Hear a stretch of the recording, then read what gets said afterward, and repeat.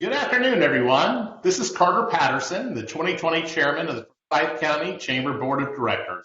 I'd like to welcome you all to our virtual town hall meeting presented by AT&T. This virtual town hall meeting offers the community access to our elected officials to answer your questions. Before we get started, I wanted to go over a few items. One, you should have received an email that contains a virtual meeting packet for our meeting today. In this packet, you will find more information about our legislators, the program format, and information about our sponsors for the virtual town hall meeting. If you wish to submit a question during this time, please use the chat feature. The chat feature is located on the right side of your screen. You can also email in questions to Jesse Martin at jmartin@focochamber.org. Our moderator, Paul Chambers, will ask the questions to our legislators. If for some reason you get disconnected from this meeting, it is being recorded and will be posted at togetherforfoco.com for you to access at a later time. I want to take some time to thank our sponsors for supporting this opportunity for Chamber members to connect to our delegation members.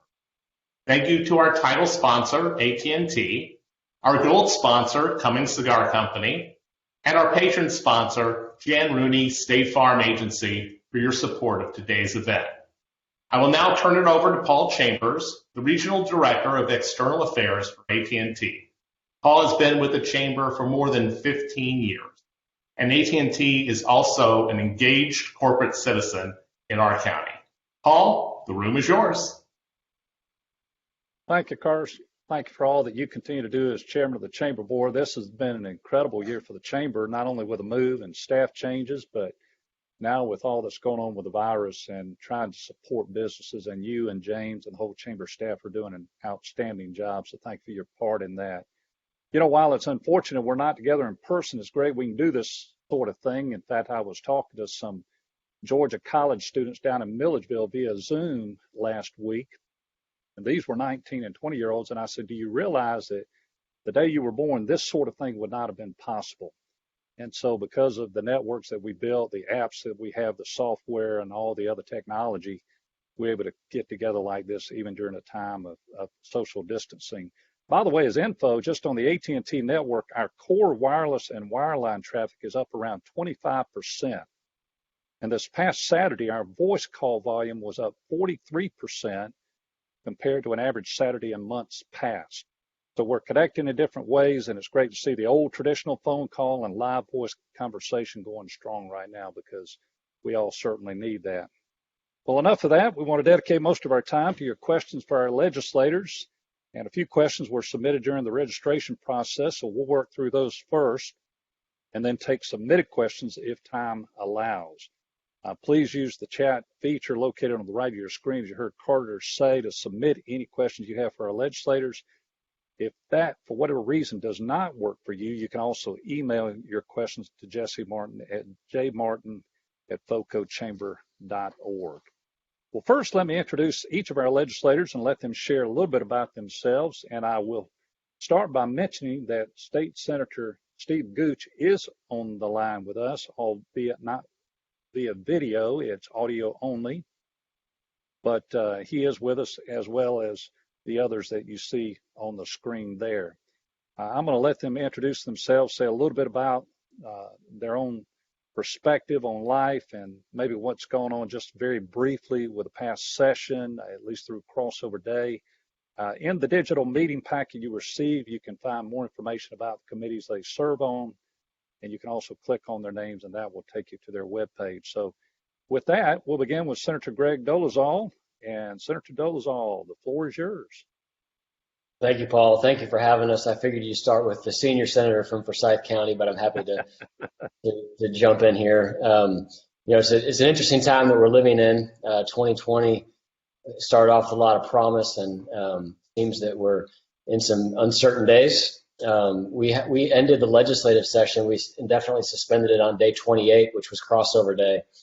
And really, we were getting a lot of good work done before we all left to come home. And a couple of bills that I was working on with my colleagues that I was probably most excited about were in the healthcare space, which is obviously going to be very important moving forward. But we have a bill that's out there now to end surprise billing, which is if you've ever been to the hospital, you've probably dealt with surprise billing. And then we're also looking to we have a bill that we passed dealing with price transparency that would significantly move the needle in that area. But really, what we're thinking about now, as far as what I'm thinking about, really, is a three-pronged approach to dealing with the severity of this virus while simultaneously thinking about how we begin to reopen the economy, which I think needs to happen sooner than later.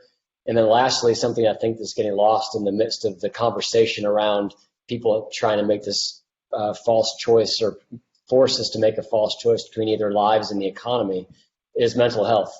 And the mental health fallout of forcing human beings who are made to live in community with one another to not be in community with one another, even for an indefinite time, has significant consequences. So I think that we need to be ready for today and moving forward to deal with that as well. But I'll tell you, this is my second year doing this. I'm the rookie among the group, and what I've learned in my, I guess it is 68 days at the Capitol so far, is that this Forsyth County delegation is well respected. They lead in a lot of areas.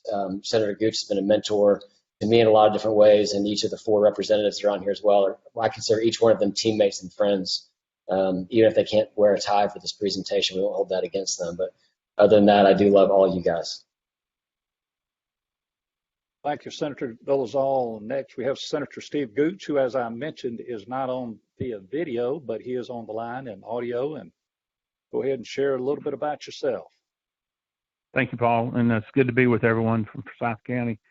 Unlike some of my colleagues there, they accuse me of still being in my pajamas today. It's why I'm not on the video, but I'm actually at work, and I'm moving around in the office. So good to be with you. I live in Dahlonega. Things are calm up here in Dahlonega as they are everywhere.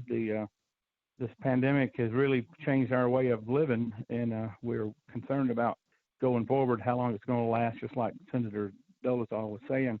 When do we get back to work? But when do we also get our arms around this virus and try to get it contained so we can get back to a more normal way of life and get the economy rolling again? There's a lot of things going on at the Capitol, as Greg was saying before crossover, and now that's all changed. It's all out the window. I'm fearful of what the economic impact is going to be, not only to private businesses here at home, but also to local and state governments. And so when we do go back to session, I believe we're going to be looking at a serious reduction of spending in our state budget as well as our local budgets at the city and county level as well. And so I believe we're going to have a very tough struggle going through the next 6 months to a year, trying to get our arms around that economic impact of what this has done to us as a state and how it impacts us at home as well and our businesses. And so our job, in my opinion, is just beginning.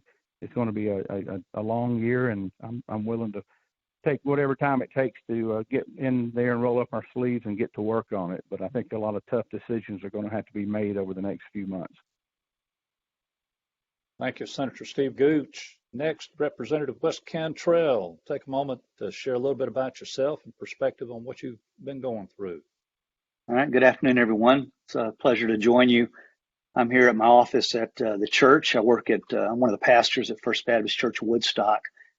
This has been an interesting time because our workload has actually increased during this time, and so I found myself doing a lot of interesting things that I'm not accustomed to.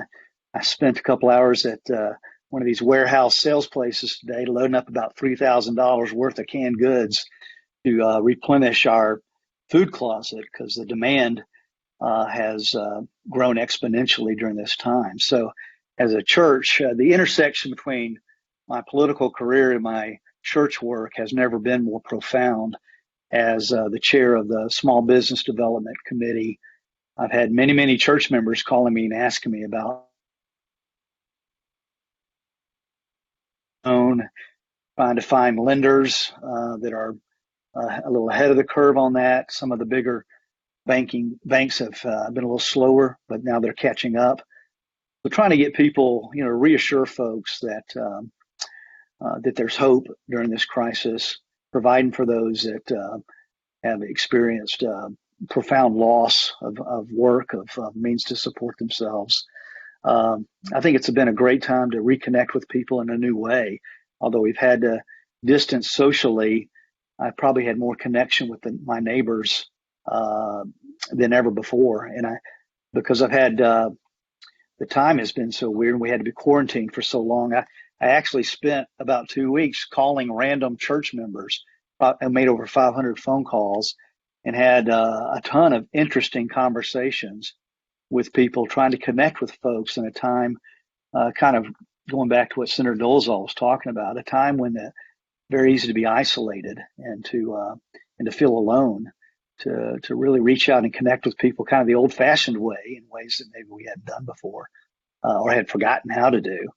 But going up to people's homes and hollering at them, across the yard and those kind of things are something that we grew up doing, and largely now we cocoon in our homes, and this has been a great opportunity to reach out to folks. But I did want to mention, I concur with both of what the senators said. We were having a very productive legislative session. I was super excited about the budget we had worked very hard on. It was very we're fortunate to have a governor who had led us to make some reductions, some very responsible reductions. This has put us in a position to better handle the further reductions we're going to have to make as a result of this crisis. So grateful for Governor Kemp's leadership. No politician has gone unscathed during this time. He's getting hit by folks on the right and the left, which probably tells you he's doing a pretty good job. We also passed a bill to lower the income tax rate for the second time in history in Georgia.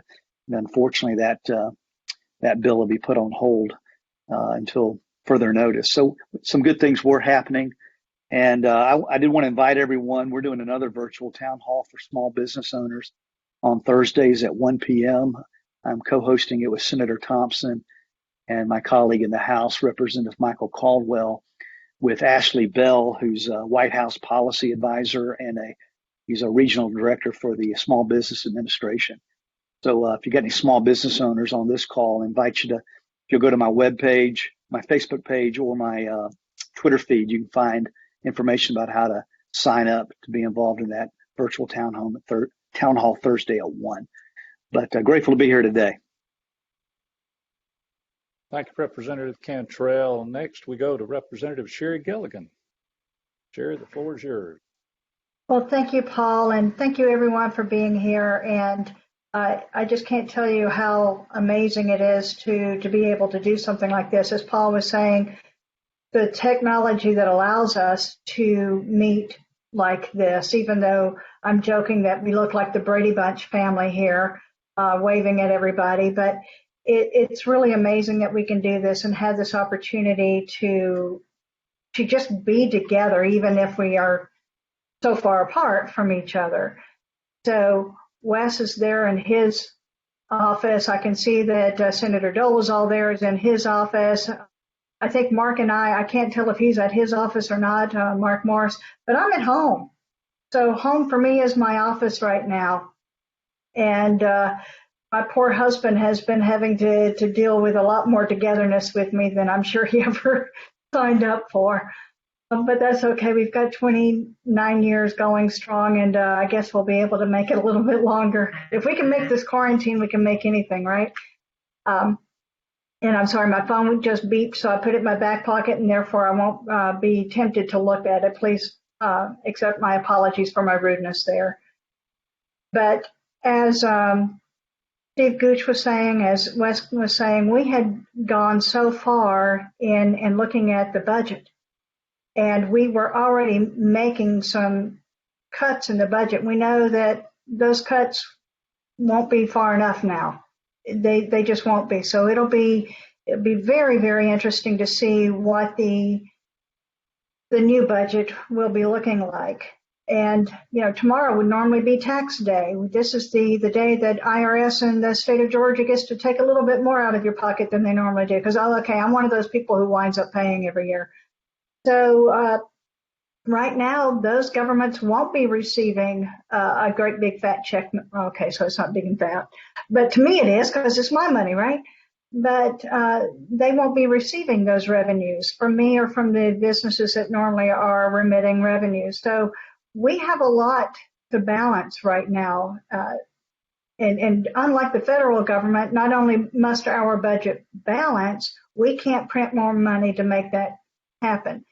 So we're very fortunate to have the leadership that we have in both chambers and in the executive branch that are looking at how do we adjust our budget, how do we make ends meet, and how do we make things happen.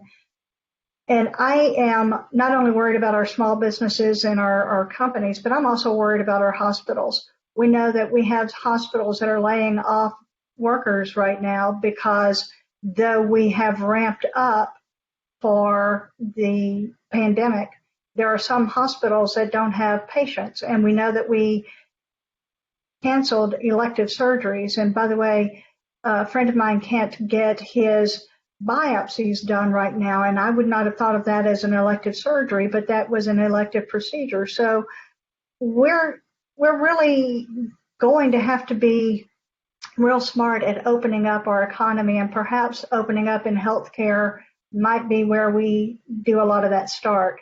So it's just a real crazy time. One of the things that I have found, because I came from the intelligence world and I was a data analyst and an information analyst. So I'm taking all the data that we have been given and I am taking the information and trying to turn it into intelligence. What action can we take?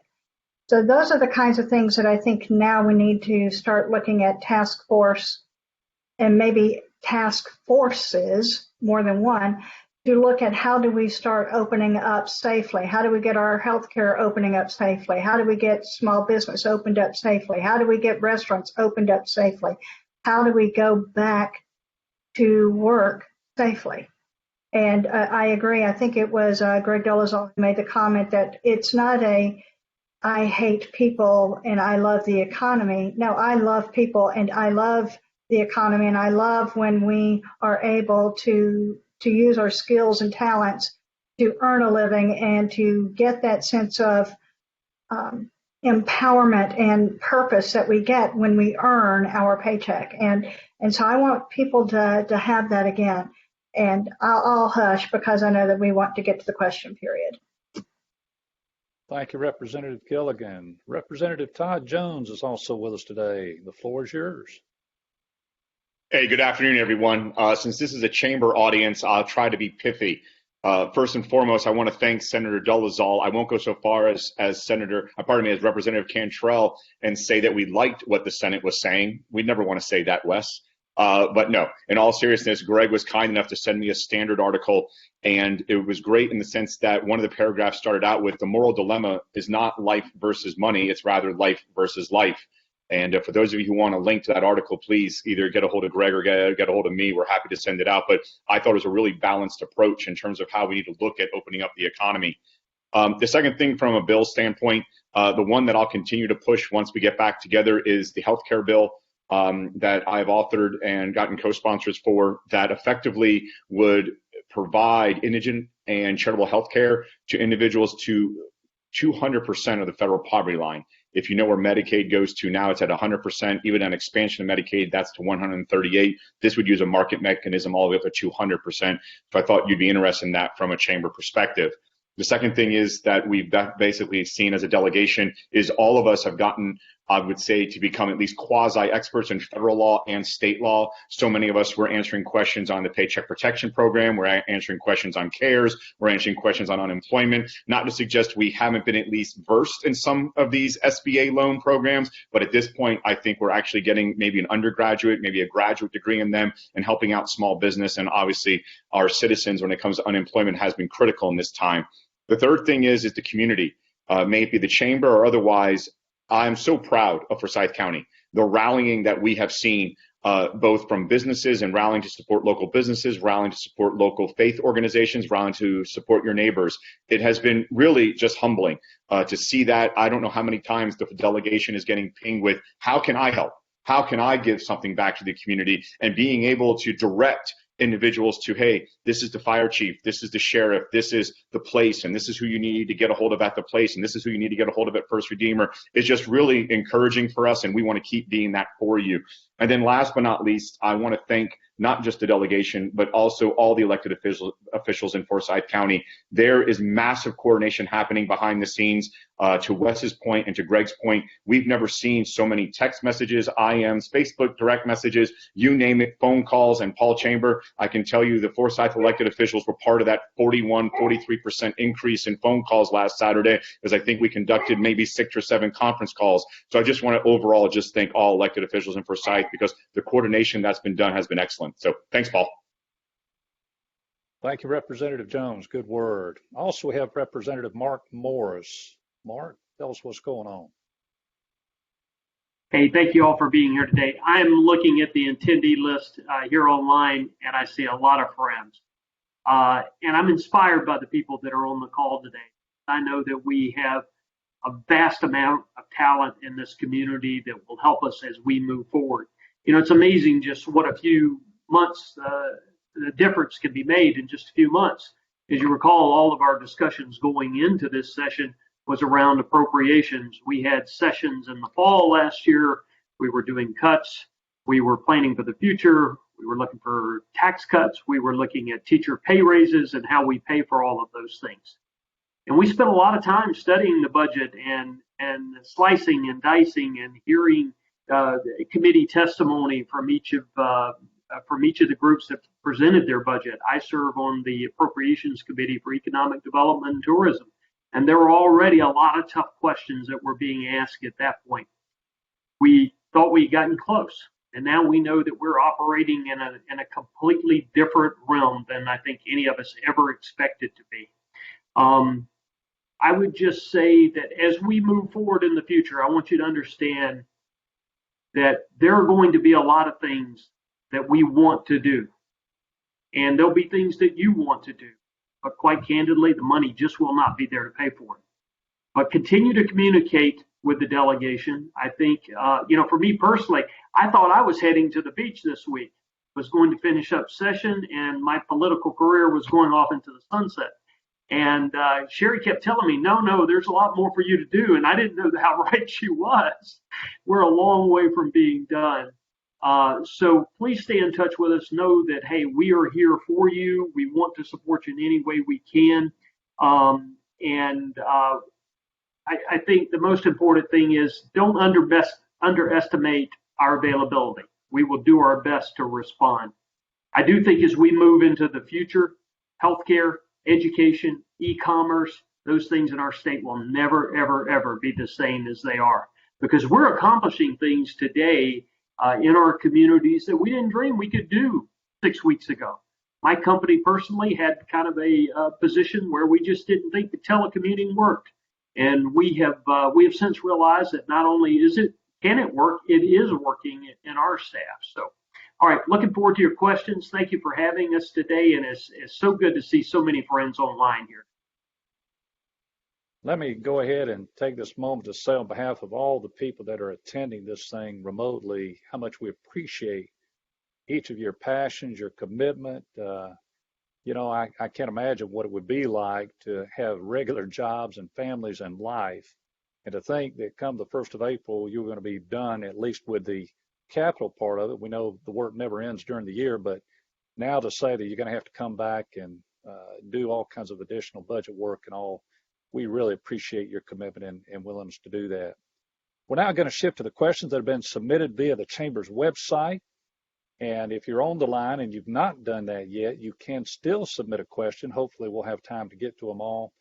But to do that, you want to use the chat feature on the right side of your screen there, or if you have trouble locating that, you can email a question to jmartin@focochamber.org. So we've already had a couple coming on live, but let's go ahead with the pre-submitted questions. And as we've done before, we'll just ask the first 2 people who want to respond to a question. Everybody doesn't have to feel like they've got to answer every question. That allows us to get to more. But once again, if there's a burning issue that a 3rd or 4th person want to speak to, we'll allow that as well. But question number one, what were the most important lessons learned for you as a legislator from the last few weeks? What was the time period, Paul? The last what? Few weeks? Last few weeks. I will just start. The most important lesson that I've learned is communication is key to everything. We need to be able to communicate everything that we know and everything we know we don't know, and help people figure out where to find the fact. It's so easy to cast blame on somebody. It's so easy to get scared. It's so easy to be discouraged. And our job right now is to listen, communicate, and make sure that people are getting access to the information that they truly need in order to address their concerns that they have. Paul, I want to add to that, and again, because as a chamber audience, I think you'll appreciate this. I would say it's coordination in the last few weeks. We always prided ourselves on, may it be all the way up to Congressman Woodall or Congressman Collins, all the way through the delegation and down to the county and the city. But at the end of the day, I'll give you two examples. We were being asked by our small business owners, you need to help us because we need greater guidance on affiliate definition from the Treasury because we are funded by a VC or by a PE, and we may not be eligible for the Paycheck Protection Program. The second one we were getting hit with was Treasury at first said if you used a PEO, you were not going to be eligible for the PPP. So we were able to, in a sense, lobby up into Collins' office and Woodall's office and into other parts of the congressional delegation, get them to help us with the Treasury up there in Washington. As you probably know, last week we got guidance, both positive on both of those, and knock on wood, a lot of our Forsyth businesses are able to move into the PPP, which they would not have been able to, but for, frankly, getting those two clarifications. So I think coordination is definitely something. Go ahead. If I may. Sure. A couple things. We've never faced anything like this before. So I think, extending grace to everyone involved, giving folks the benefit of the doubt. It's too easy to be the person who just likes to point fingers and blame people and complain. Be part of the solution. I think that the message that resonates in my own mind is I'm responsible for me. And, I need to make sure I'm doing the responsible thing.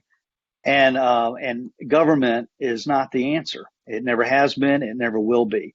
Now, the government has a proper role during this time and a crucial role. We all know that. But if you're sitting back waiting for the government to solve your problems, you're going to be in a big mess. So take the initiative, find answers for yourself, work hard at finding those things. They can be found, and don't get frustrated. I mean, you can be frustrated, but don't rely on the fact that you can make a phone call or send an email to a government agency and expect to get a response quickly during this time. It's a challenging time. Two of my children work in the gig economy, and so they're eligible for unemployment benefits for the first time ever. And they both went on yesterday yesterday was the first day that those in the gig economy were eligible to apply. And, the form is horrendous and it's embarrassing. But, my suggestion would be to be patient, fill out the application as best you can, and be persistent and diligent. Don't give up. Just be persistent and understand that the state government has never had to allow unemployed, self-employed people or contract work or people in the gig economy to apply for unemployment benefits before. It's a difficult issue to address without allowing for a lot of fraud. So I was talking to two of my kids yesterday, just encouraging them to be patient and to take a deep breath because they were both getting very frustrated with this process. And I don't blame them. And I wish it was better. I'm not making excuses.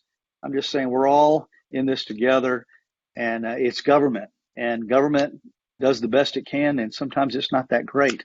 So we've got to be patient and be part of the solution instead of just pointing fingers. Senator Gooch, I think you had a comment, did you? No, sir, I'm good. I agree with Okay. everything's been said. Question number 2, how will the impact of COVID-19 and the resulting economic challenges change the priorities for the rest of the session? I'll be happy to jump on that one first, Paul, if you'd like. Sure.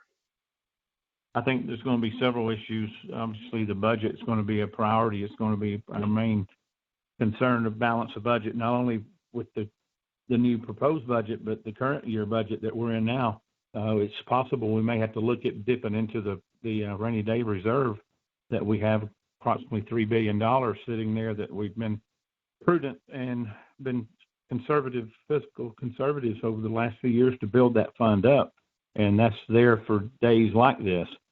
We hope that we don't have to do a lot of that, but there will be some funds coming from Washington. We anticipate, in fact, the DOT just got notified this week that it's going to receive several $100 million from the Federal Highway Department to help offset some of the losses that the DOT is experiencing. But we're going to see some financial impacts that we've never seen before in our lifetime, at least. The recession that we had in 2008 was severe, but I believe this could be even farther in the negative than what we saw 10 years ago, depending again on when the virus goes away and when we can get people back to work. And so looking at education on the local level, what's the impact going to be to the school boards? What's the impact going to be to the health agencies in the state, people on Medicaid, Medicare, children on health, PeachNet. So there's a lot of issues that's got to be worked out, and it's going to take a team effort. One or two people can't do this alone. It's going to take everybody in the House and the Senate working with the governor's office to move forward. And it may be something that we do more than just one time. We may have to have multiple sessions throughout the year, depending on how long this drags out. Somebody else? Priorities. Representative Morris. Yeah, and I'm going to ask Todd to dovetail in with me on this, but I think one of my biggest concerns is not when we go back to work or if we go back to work, it's how we go back to work. Restarting this economy is going to take an incredible amount of effort and planning of how do you take an engine that basically has just stopped? How do you restart it? Just think about bringing the airport back up to some level of travel that we experienced before. It's down by 96%.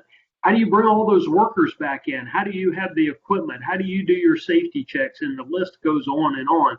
I know Todd and I talked about this the other day, and he probably has several things that he'd like to add into it as well.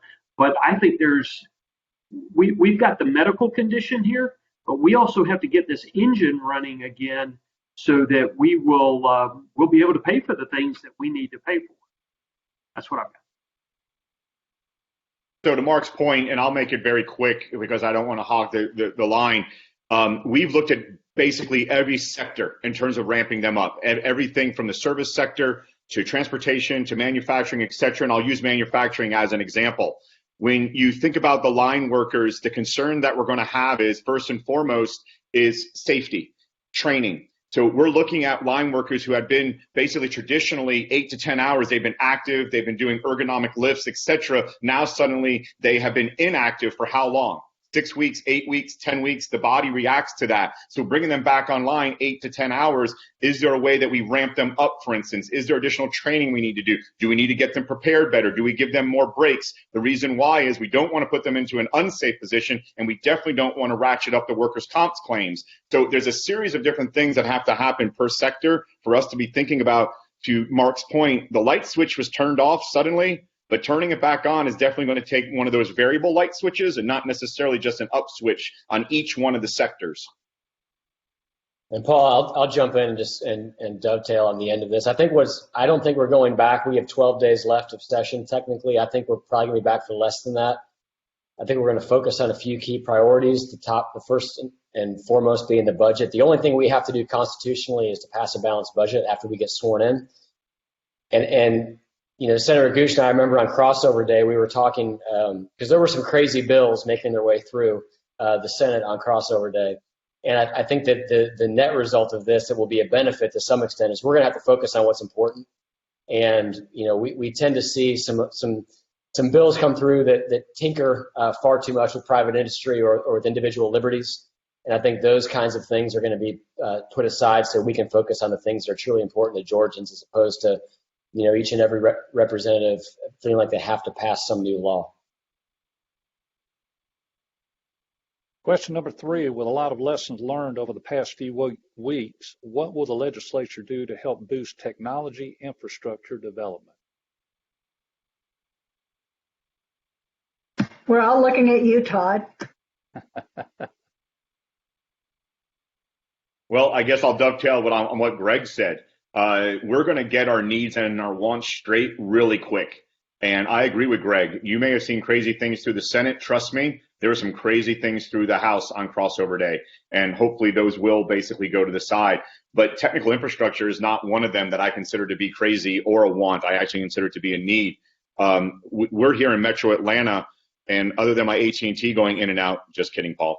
We have gig downloads, fiber, you name it. We have to make effectively the idea of a Wi-Fi mesh, satellite, other infrastructure plays down into rural Georgia and into mountain part of our state a priority. You guys have heard this before. We pass a crossover day.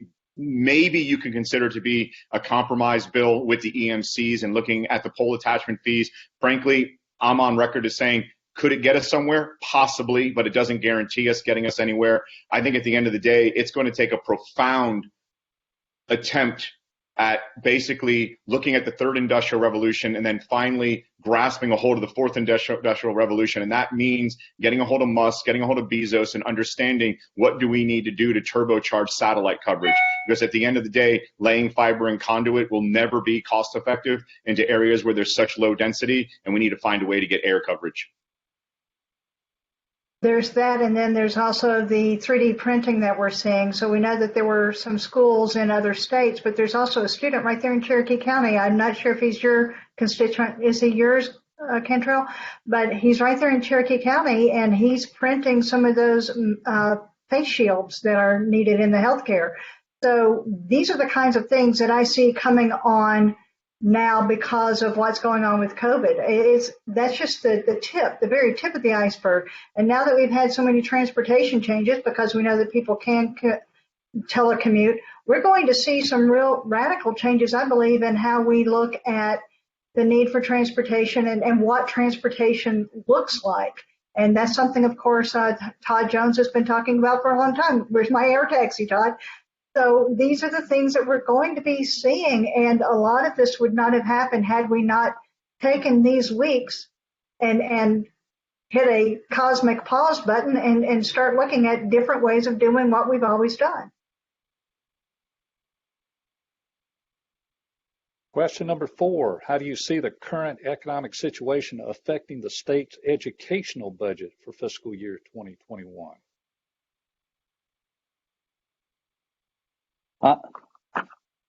Go ahead, Mark. Go ahead. Drastically. I'm done. Wes, you go. I concur. I'm very, very concerned about what's going to happen with that. I sit on the Appropriations Committee for Education, and I do think we're going to have to see some drastic moves, unfortunately. But I think they can be healthy as well. I'm hopeful.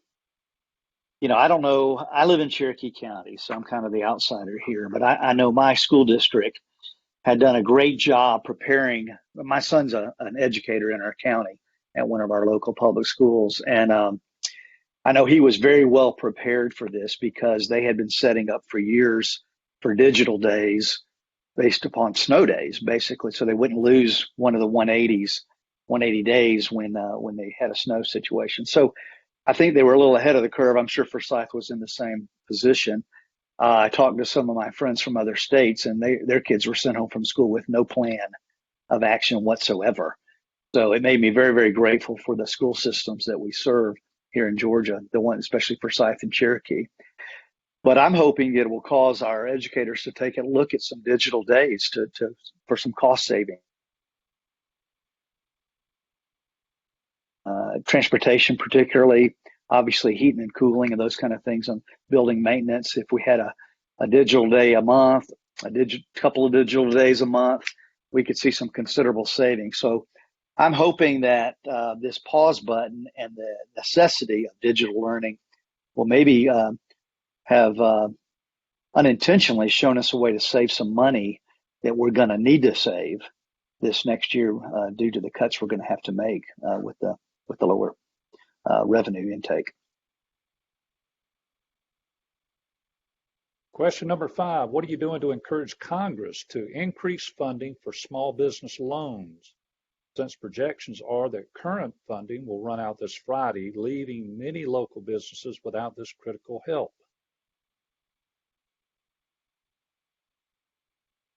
Well, I'll just say I'm disappointed that they adjourned to the first full week of May.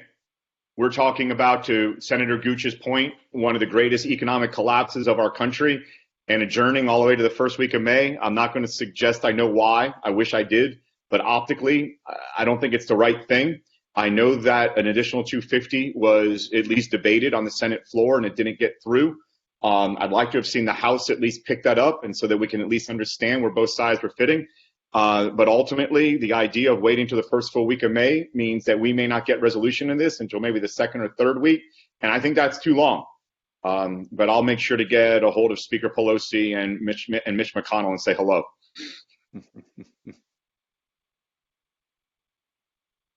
Anybody else? I would just encourage anybody in this meeting to reach out to your congressman and express that concern, congressperson, whoever it might be. Obviously, I assume that all of us are doing that individually, as individuals and as representatives. But I would encourage you to make sure your congressperson, whoever represents you, knows where you stand on that, and our senior senator, and both our senators as well. Question number 6, in your opinion, what is going to happen health-wise when the stay-at-home order is lifted? Do you feel there will be a second wave immediately? And if so, what are the plans? Yeah, we all learned a new term in the past month, and that is flatten the curve. And I've been, we've been inundated with emails. Everybody, I think perhaps one of the more interesting things about locking all of us in our homes is that we've all become instant medical experts and instant epidemiologists, and we all are experts on everything that we didn't even know existed a month ago. But the reality is that if you look at what happened with the original models, Neil Ferguson with Imperial College out of the UK, of course, being the preeminent epidemiologist that really got the attention of the world when he predicted 2.2 million Americans dead. He then revised it down to between 100 and 200,000.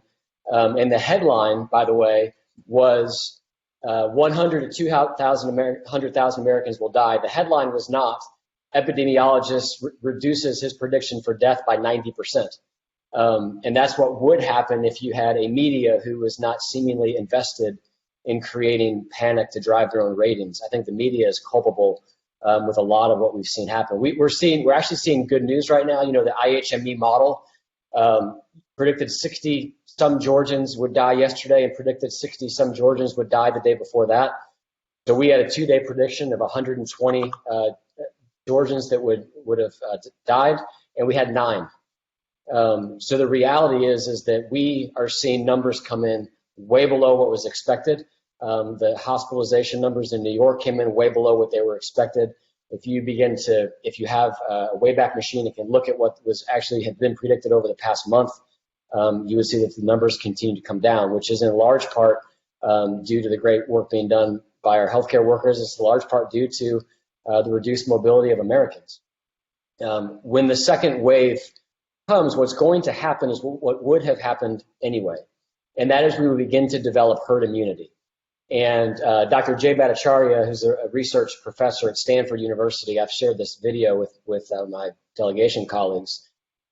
He and another number of other epidemiologists are beginning to conduct serological testing. And serological testing is what we really need to do, because when we watch the media and we see the reports, the only thing that we look at is the numerator. And the numerator is a big, scary number because we see, death and destruction. What we don't see and what we don't yet know is the denominator. A study came out of Germany the other day that showed that their herd immunity was about 700% higher than what they had expected.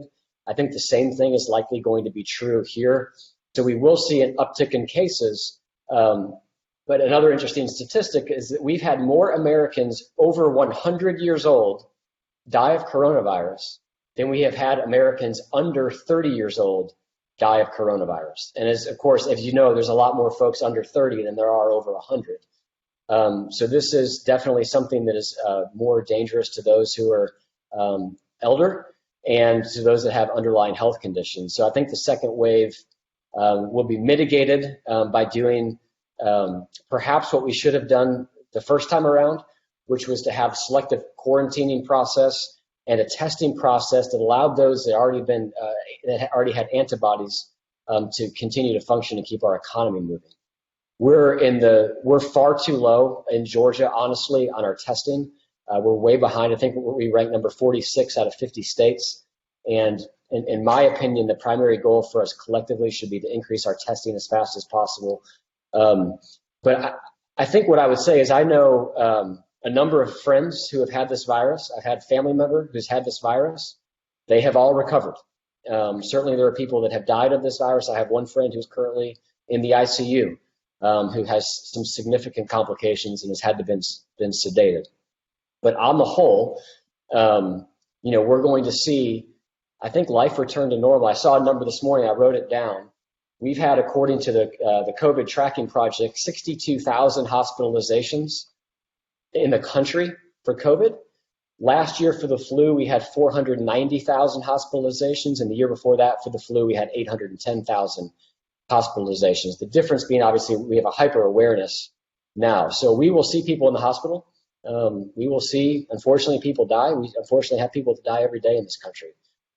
We will see, I think, a second wave. If you see the pandemic drawings of what they predicted, the goal of flattening the curve, and a lot of people misunderstood this, the goal of flattening the curve was never stay in your house for 2 weeks, the virus will go away, and we'll all be able to come out from hiding and go back to normal. I think a lot of people thought that, though, but that was never the goal. The goal was to preserve the resources of the hospitals, and we actually, by doing what we've done, we've actually drawn out the length of this pandemic. We have decreased the surge, but we've drawn out the length. So yes, Paul, to answer your question, finally, sorry for the diatribe there, but to answer your question, we will see continued cases. That was always the expectation. But I think the media, unfortunately, had a lot of people expecting something else, that if we just stayed home for a couple of weeks, the virus would go away and we'd come back out and we'd be back to normal. That's unfortunately not what's going to happen. Thank you. Anybody else? Representative Cantrell. I think he was pointing to me. I hope this translates into some other areas in our lives. I mean, last year we lost 1,450 people on Georgia highways. 3.5 people a day died on Georgia highways. And Paul, you spent a lot of time talking about this and AT&T and distracted drivers, but that just became a cost of doing business in Georgia. So if we're really thinking about lives, I think we need to be, I hope that people will take a moment and look at how this event can affect other things. Driving on our highways. Do you know yesterday 241 people died in alcoholic-related death? And based off the numbers I'm seeing in liquor stores, it may be more like 275, because I heard liquor sales have gone up like 250% during this thing. Smoking, heart disease, all of those things affect people that we love in this state. And quite honestly, they're a drain on our economy. And these are behaviors that we can change as we move forward. And I hope people will take this moment as a pause and just stop and recognize there are behaviors that we can change to protect one another and those that we care about. Paul, I do want to add, if you don't mind, sorry guys, if I could maybe jump out of turn here again. Are most people watching this, or they called in? If they're watching this, I'd like to show you this little clip, and I've shared this with some friends. If it's going to play, it's not going to play. It'll play like that. This shows jobless claims over time, going back to 1960, weekless jobless claims seasonally adjusted. And you'll kind of see there's maybe the .com crash. And look what happens when we get to the last 3 weeks. You can see that line there. It literally makes the entire jobless claims and all other crises disappear and look like a flat line. And I point to that to say so the other thing that I think we need to have a keen eye for, and I mentioned this in my opening comments, is the mental health crisis that I think that could eclipse the crisis of the coronavirus. There's a Taiwanese study that was done that looked at America during the Great Recession. So I looked at America 10 years ago when we were battling the Great Recession, and what the study showed was that for every 1% uptick in unemployment, you saw an increase in suicides in America for 1 per every 100,000 people. So if you extrapolate the numbers on that, to put it in real numbers, for every 10% uptick in unemployment, which we've already had that, by the way, we are going to see 32,000 Americans die of suicide if that trend line holds true. If we go to 30% unemployment, like some people have said, that's approaching 100,000 Americans that will die of suicide. So we need to begin to shore up our mental health resources. We need to begin to have that conversation. I can say that personally for me, as somebody who struggles with anxiety but has never really struggled with depression, my anxiety has ramped up over the past couple of weeks, and I've sat around and wondered, I wonder if this is going to kind of be my first bout with depression, because I've been getting to think and feel things I haven't felt before. I think that the sole focus has been on this virus. Sherry, Representative Gilligan mentioned at the start of the call a friend that hasn't been able to get a biopsy. We see delayed medical things that have come on as well. So I think that we may be facing a second day of reckoning, not just the second wave from this virus, but this the second wave from the unintended consequences for us doing everything that we could do to fight it. And I know the horse is dead, but I'm going to beat it one more time, if that's okay with you, Paul. Sure. I wanted to dovetail on what Mark had said. What I believe we also need to do is start taking better care of ourselves. We all know that the stronger our bodies are, the better we're able to deal with this or any other illness. So we need to do our exercise. We need to eat better. We need to do those things and take care of ourselves and stop expecting some magic pill to make us healthy and well. And I believe that, as Greg Dolezal, Senator Dolezal was saying, that indeed there will be another wave. It's there. The coronavirus is out there. It's not going to magically just go away, like they claim it did in China. I think in the real world, it's still going to be out there for us to deal with. And so the one thing that we have to do is start taking care of ourselves. And anyway, that's just what I think. And I'm thanking you again, Greg, for bringing up some of the stuff that I talked about in the beginning, which is our regular random screenings that we need to do, whether it's having a biopsy, whether it's doing our colonoscopies or our mammograms or all the other things that we have to do for well care. Those things that have been considered elective, we need to get them not to be considered elective so that we can indeed take care of ourselves to the best of our ability. Thank you all for that. We have a couple minutes before 4 o'clock. I think at one point I saw that we were advertising this event as going to 4 and another place 4:30. So I don't know what you've got on your calendar, and certainly if any of y'all need to bow out, feel free to do so. But we'll keep going as long as we can and as long as people want to stay on the line. I've got two questions here that really have to do with the what's going to happen when we do open. Any indication on reopening for retail, and will they have any requirements upon opening? And then the other has to do with limited exercise options. Why can't Forsyth County allow boutique fitness centers to open up and demonstrate social distancing measures? Can this be a county decision, or is it left up to the state? So some of this, I think, is all about what is the state's role, what is the local role. Comments? I would like to go back to more local control and less state-led initiatives. I'm hoping that once the end of April gets here, whatever we do in our next transition, that we're actually looking at what is best for each individual locality. We still have some areas that will be considered hot spots for a while, and some areas that even as of yesterday, we only have, there are 2 counties that still don't have a case. So we need to have more local control so that we can know what's going on. As far as opening up our retail, all of our face-to-face kind of customer interaction. I don't know what it's going to look like, but I do believe that people are able to come up with the best protocol that fits their business and industry, whether that's making sure that if you are a fitness center, you are sanitizing the equipment between each individual person who would be using it.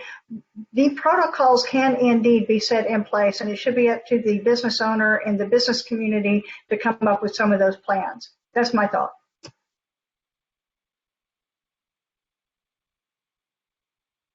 How about this?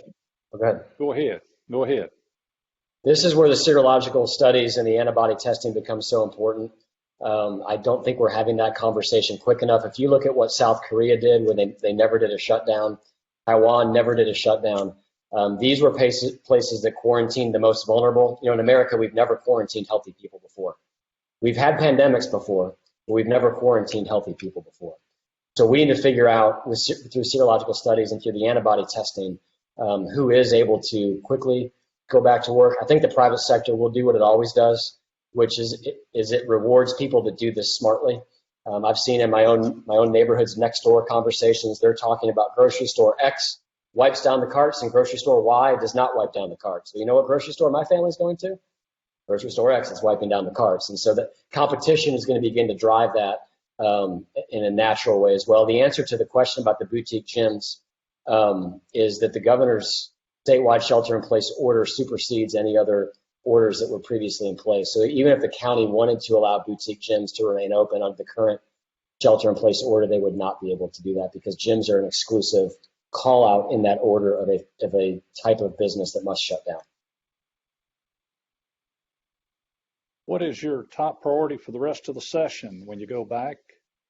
You've got just a few days legally left in the session for this year, although, as has already been alluded to, the governor could call a special session. There could be other ways that we do a budget. But what are the top priorities? The budget. Paul, I think the budget obviously is number one. And then I think there's some other bills that are out there that left the Senate on crossover and vice versa. I think there's several bills in the House that are sitting over in the Senate now. We need to really take a shot at trying to pass them. We're going to have to prioritize what's left. There may be 200 bills sitting in the hopper. We need to take a stab at maybe prioritizing the top 20 or 30 bills, the things that have the most impact to the citizens of Georgia and the businesses of Georgia, and make sure we get those out and onto the governor's desk. And I think a lot of those are, waiting for us to get back, and we can move them fairly quickly.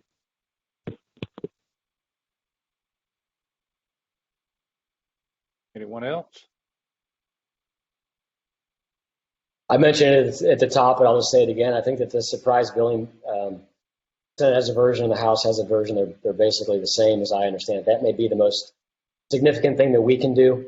It is patently absurd that you would go to an in-network facility, do your due diligence and go in for a procedure or an emergency operation, and you come home and find out that while you were asleep, they wheeled a card in from a out-of-network provider and somebody provided a service to you that was out of network, and now you're paying out of pocket. I think that if we can get that passed, in light of everything else that we've had happen to us this year, I think that would be a win. I'm told that we were scheduled to end this at 4 o'clock, so we've gone a few minutes past that. If you will allow me, we've had 5 or 6 questions come in through the chat. I'm just going to read them so you know what's on people's minds. Then perhaps you can take opportunity at other forums to answer them. But one question was, is there anything you can do to influence the University of Georgia to allow for pass-fail for students for this semester? The second one was, last year, the legislature passed a bill that would allow the power companies to deliver internet, yet to my knowledge, I've not seen any offerings of such a service. Are you aware of whether or not we will have such an offering to provide more competition for consumers? Thirdly, do we have any sense on when we will slowly reopen for retailers? Do we foresee any requirements in this area? We kind of touched on that. And then finally, with regard to virtual education and saving money prior to making any decisions, are you going to seek parent input? I ask because I have only heard how successful it has been from the legislation, which for this time I do agree. However, it has been extremely taxing on parents who still have elementary students at home and trying to balance work obligations. With that said, if anybody wants to take a stab at any of those questions, maybe 30 seconds each, have at it. I'll take the UGA piece real quick. I think that's going to be incredibly tough with the pass-fail primarily around the Hope Scholarship and Zell Miller. Unless we're able to redefine that somehow or another, I think that's going to be a real challenge to get that done. Yeah, and on the digital learning, I was mainly speaking anecdotally. It would take a strategy and a plan because obviously it would create childcare issues and work issues for a lot of families. So, but it's something to be looked at. If you got to make some tough choices about budget cuts, it might be a way, a creative way to address some things where we make a choice between one thing and another. So.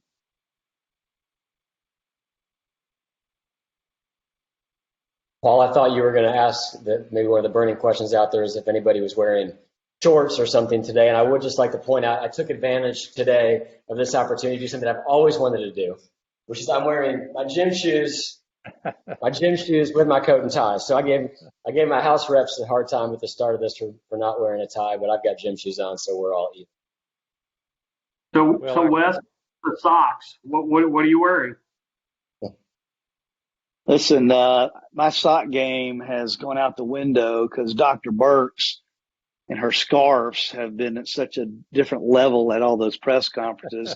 I can't compete. So the sock game's been set to the side during the pandemic. Oh, but thanks for worn asking. a scarf. Well, y'all are great sports, and I can't thank you enough for your time today. And if we were in person, we would have certainly give you a round of applause. So I'll do that virtually now for your time and your willingness to continue to go through what is going to be a very difficult legislative year, no doubt about it, with rescheduling and all the issues you're going to have to deal with. I want to remind people that are on the line, if you haven't done so already, please join the Facebook group Together for FOCO. This group provides a platform for local businesses to communicate their services and products that may be useful to the community and to receive service information, guidance, and product information that will improve their ability to respond to the economic consequences of COVID-19. As a reminder, this webinar will be posted on togetherforfoco.com. Last thought I'll leave you with is we've all had fun with the various memes and trick shots and all that we've seen on social media over the last few weeks, but there was one that I saw that really struck me for whatever reason, and that is somebody said that at the end of all of this, we will have learned three things. First of all, how little we need. Secondly, how much we have. And thirdly, the power of human connection. I think it's really true. Thank you all so much for coming today, and for everybody that could join us online for the questions we had. We'll see you next time. Thank you, Paul.